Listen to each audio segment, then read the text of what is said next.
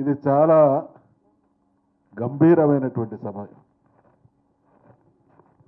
నా రిక్వెస్ట్ ఏంటంటే ఈ దేశంలో దేశ స్వాతంత్రోద్యమం చూసినా, దేశంలో సృష్టించబడినటువంటి సంపదను చూసినా 100కి 100 పాళ్ళు బీసీల ప్రమేయంతోనే దేశానికి స్వాతంత్రం రావడం, దేశంలో సంపద సృష్టించబడడం జరిగింది.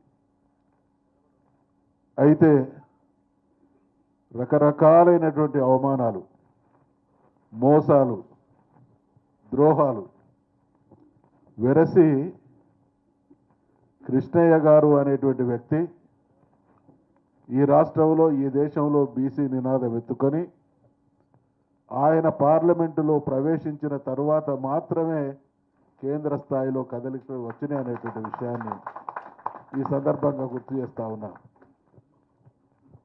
చాలా అపోహలు ఉన్నాయి.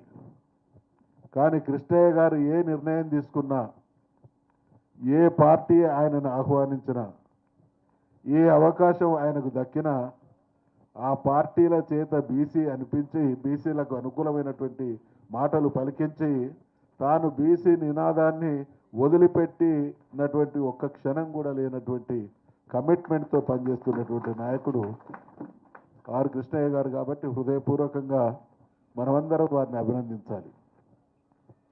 ఈరోజు ఏ పరిస్థితులలో ఈ జనగణనలో కులగణన అనేటువంటి నిర్ణయం పాలకవర్గం, పాలకులు తీసుకున్నారనేటువంటి విషయాన్ని కూడా మనం కాస్త లోతుగా విశ్లేషించాలి.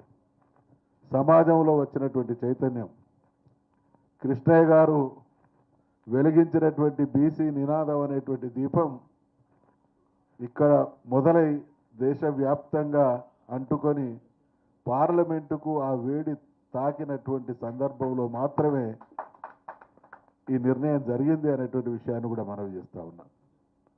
అంటే ఈ దేశ స్వాతంత్రం కానీ, తెలంగాణ రాష్ట్ర ఏర్పాటు కానీ ప్రజల నుండి ఒత్తిడి వచ్చినప్పుడు ఒక నాయకుడు ముందు పడి ప్రజలకు విశ్వాసం కలిగించినప్పుడు మాత్రమే అనుకున్నమైనటువంటి నిర్ణయాలు జరుగుతున్నాయి. కాబట్టి ఇవాళ పాలక వ్యవస్థ తెలిసి కావాలని ఏ పార్టీ అధికారంలోకి ఉన్నా ప్రధానంగా దీనికి బాధ్యత వహించాల్సినటువంటి పార్టీ, బీసీల దుస్థితికి, బీసీలకు జరిగినటువంటి మోసానికి, అన్యాయానికి, ద్రోహానికి బాధ్యత వహించాల్సినటువంటి పార్టీ కాంగ్రెస్ పార్టీ. కారణం, సుదీర్ఘకాలం పాటు దేశాన్ని పాలిస్తే ఈరోజు కూడా ఆశ్చర్యం కలుగుతుంది.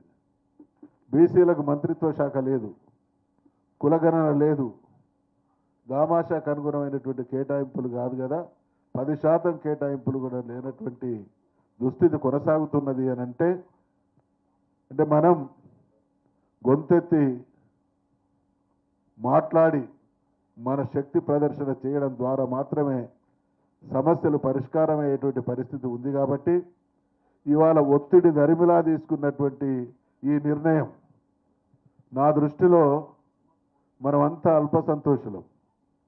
నిర్ణయాలు తీసుకున్నంత మాత్రాన్నే అమలైందనేటువంటి ట్రాన్స్లోకి మనం పోయి నిర్లిప్తంగా ఉంటే జరిగేది మరోసారి మోసమే అనేటువంటి విషయాన్ని మనం చేస్తా ఉన్నాం. నేను, కృష్ణయ్య గారు, మనమందరం కూడా ఇక్కడ సాక్షులం. తెలంగాణ రాష్ట్ర ఏర్పాటు కోసం పార్లమెంటు సాక్షిగా ఆనాటి హోంమంత్రి అయినటువంటి చిదంబరం గారు తెలంగాణ రాష్ట్ర ఏర్పాటు ప్రక్రియ ప్రారంభిస్తున్నాం, మీరు ఆమరణ నిరాహార దీక్ష విరమించండి అని కేసీఆర్ గారికి విజ్ఞప్తి చేసి ఆయన విరమించిన తర్వాత యూటర్న్ తీసుకున్నటువంటి దుర్మార్గాన్ని కూడా మనమందరం ప్రత్యక్ష సాక్షులు. అందుకనే బీసీలకు నిర్ణయం అనుకూలమైనటువంటి వాతావరణం సృష్టించబడతా ఉన్నది.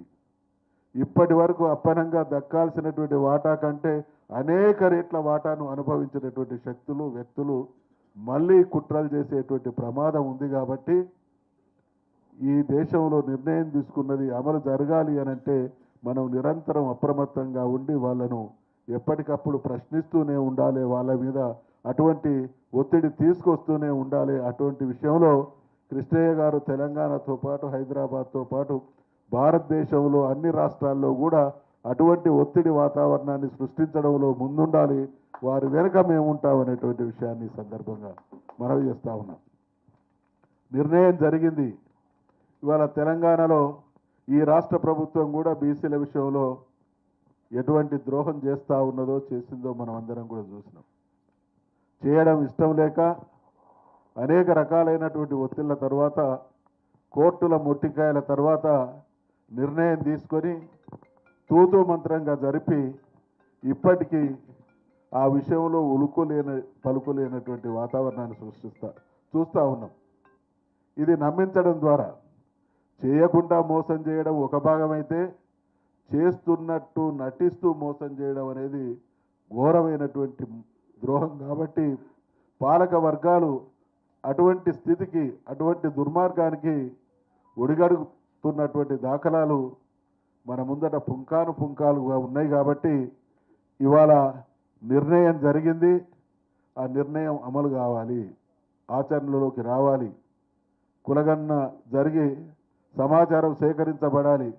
సేకరించబడ్డటువంటి సమాచారం లీగల్ స్క్రూటినీకి నిలబడాలి. తర్వాత చట్టపరమైనటువంటి చర్యలు, దానికి అనుగుణమైనటువంటి నిర్ణయాలు తీసుకోబడాలి, అమల్లోకి రావాలి. అమల్లోకి వచ్చినాక ఫలితాలు కూడా అన్ని వర్గాల వరకు అందాలి.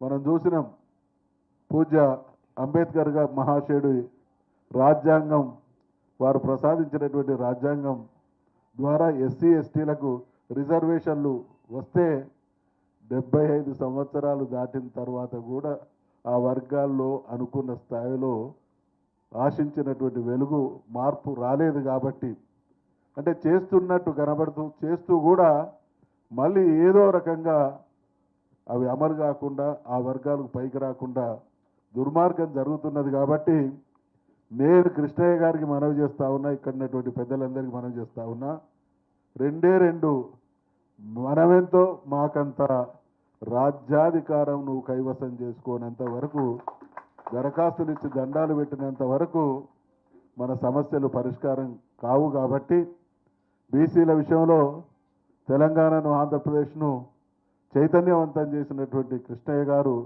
జాతీయ స్థాయిలో కూడా అదే రకమైనటువంటి ఆలోచనలతో ముందుకు సాగి పాలక వర్గాల మీద ఒత్తిడి పెంచి, పాలక వర్గాలు పైకి చెప్తున్నటువంటి మాటకు భిన్నంగా లోపల చేస్తున్నటువంటి ఆ కుట్రలను కూడా ఎప్పటికప్పుడు గమనిస్తూ మనం శక్తిగా ఒత్తిడి పెంచి లక్ష్యాన్ని సాధించుకునేటువంటి క్రమంలో మరి పార్టీలుగా, వ్యక్తులుగా మీ వెంట మనమందరం కలిసికట్టుగా ఉండి, ఇన్ని తరాలు, దేశానికి 1947లో స్వాతంత్రం వస్తే 7-8 తరాలు ఏ రకమైనటువంటి హక్కులు లేని, ఒక రకంగా ప్రపంచంలో ఏ జాతి కూడా ఇంత మోసపోయి ఉండదు. భారతదేశంలో బీసీలకు జరిగినటువంటి అన్యాయం, అవమానం, మోసం ప్రపంచంలో స్వతంత్ర దేశాలు అయినటువంటి దేశాల్లో ఎక్కడ కూడా ఇటువంటి వివక్ష కొనసాగి ఉండదు. కాబట్టి ఈ వివక్ష తెలిసి పాలక పక్షాల మీద ఒత్తిడి ద్వారా సమస్య పరిష్కరించవచ్చు అనేటువంటి వాతావరణాన్ని గ్రహించినటువంటి మనం ఆ ఒత్తిడి పెంచి నిర్ణయాలు కనుక అనుకూలంగా తెచ్చుకోలేకపోతే రాబోయే రోజులలో మన పిల్లలు, వారి భవిష్యత్తు కూడా మనలాగే బీసీలు 2వ శ్రేణి పౌరులుగా ఈ దేశంలో బతకాల్సినటువంటి దుస్థితిని మన పిల్లలకు వారసత్వంగా ఇవ్వకూడదు అనేటువంటి విషయాన్ని పెద్దలందరికీ మనవి చేసుకుంటూ, ఖచ్చితంగా ఇటువంటి కార్యక్రమాలు నిర్విరామంగా, నిరంతరంగా బీసీల నినాదం ఎలుగెత్తి చాటబడుతూనే ఉండాలి.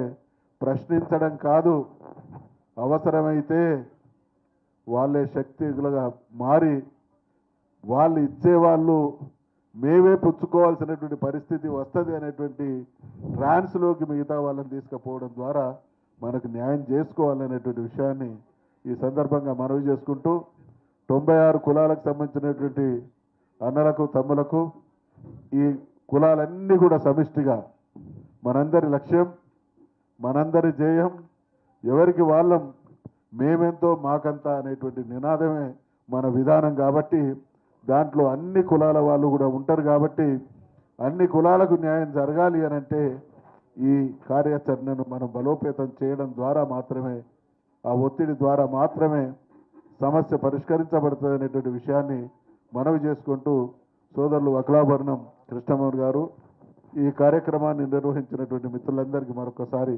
హృదయపూర్వకమైనటువంటి అభినందనలు ధన్యవాదాలతో సెలవు తీసుకుంటా ఉన్నాను.